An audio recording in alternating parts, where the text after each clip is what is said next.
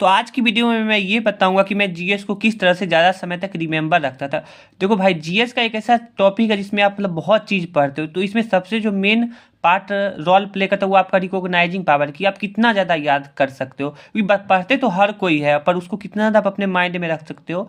तो मैं जो सबसे ज़्यादा यूज किया करता था वो था अल्फ़ाबेट टेक्निक और नंबर टेक्निक। जैसे मैं कुछ कुछ आपको करके दिखाता हूँ। देखो, वाइस प्रेसिडेंट का आर्टिकल जैसे 63 से स्टार्ट होता है, और इसमें जो वाइस प्रेसिडेंट का जो टर्म होता है 5 ईयर के लिए होता है, तो आपको 63 से कंसीडर करके जोड़ोगे 63, 64, 65, 66, 67, यानी आर्टिकल 67 में उसका मतलब टर्म के बारे में बात की। क्योंकि इसका 5 साल का टर्म है, तो मैं इस तरह से टेक्निक बना रहा था कि इसमें 5 जोड़ो, जहाँ से इसका आर्टिकल शुरू हुआ उसको भी कंसीडर करके अगर आप 5 जोड़ते तो 67। इसी तरह से पार्लियामेंट 79 से शुरू होता है, तो आप इसको भी कंसीडर करके अगर जोड़ो 5 तो 83 में इसकी ड्यूरेशन का बात है।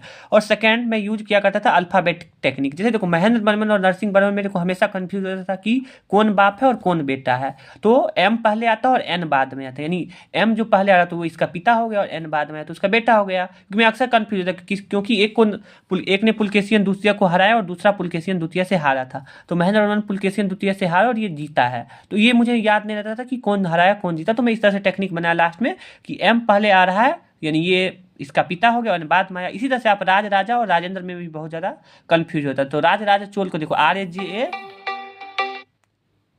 ए जे राजा राज, और यहाँ राजेंद्र में RAJE आ रहा है, यानी कि ये पहले आ रहा अल्फाबेट टेक्निक से, तो ये इसका पिता हो गया, ये इसका बेटा हो गया, यानी पहले ये आया और ये बाद में आया। और इसी को कभी कभी रिवर्स भी होता है। जैसे देखो, देवराय 1 है और देवराय 2 है। एक के समय में निकोलो डी कॉन्टी आया और एक के समय में अब्दुल रज्जाक आया। तो मैं ये कंफ्यूज हो जाता था कि कौन देवराय फर्स्ट के समय में आया और कौन देवराय सेकेंड के समय। तो यहाँ उल्टा टेक्निक हो रहा है। जो फर्स्ट के समय में जो बाद में आ रहा है एन है, जो मतलब एन जो लेटर है वो एक के बाद आता है। तो फर्स्ट में जो जो एन आया वो मतलब देवराय 1 के समय में आया, और जो ए बाद में आ रहा है मतलब ए आता है जो पहले आता है वो सेकंड के समय। तो मैं इस तरह से टिक बनाया। जो एन जो है वो पहले के समय आया, जो बाद में जिसका मतलब अल्फाबेटिकल बाद में आता है वो पहले के समय आया, और जो जिसका अल्फाबेटिकल पहले आता है वो दूसरे के समय में आया। इस तरह जैसे देखो, गोदावरी जो है त्र्यंबकेश्वर महाबलेश्वर में मैं बहुत ज़्यादा कन्फ्यूज होता, तो मैंने इसका टिक बना लिया GT, यानी गोदावरी जो है त्र्यंबकेश्वर से निकल रहा है कृष्णा मत। तो आप सबसे ज़्यादा जो फंसोगे, दो जो क्लोज ऑप्शन होता है कि मतलब वो आपको एग्जाम में 2 ऑप्शन में ही आप कन्फ्यूज है, अरे यार ये होगा ये होगा।